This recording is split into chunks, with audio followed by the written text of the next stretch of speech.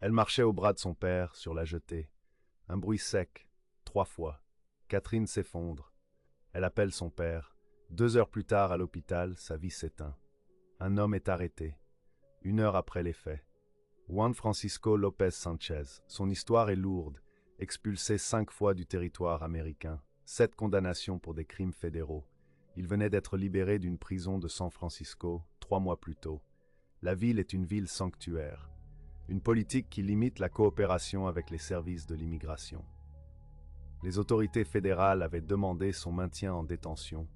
Les autorités locales l'ont relâché. Les charges qui pesaient contre lui dans leur juridiction venaient d'être abandonnées. L'objet qu'il tenait entre ses mains ce jour-là avait été dérobé quelques jours auparavant, dans le véhicule personnel d'un agent fédéral.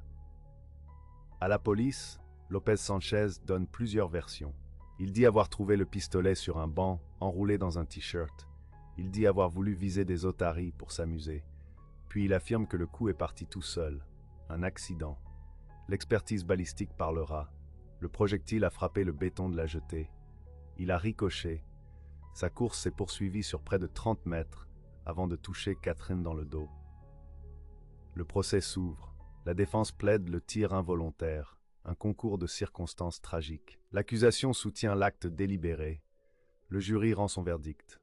Non coupable d'homicide, non coupable d'homicide involontaire. Il est reconnu coupable d'un seul chef d'accusation, possession d'un instrument létal par un ancien condamné. Juan Francisco López Sánchez a été condamné à 3 ans de prison.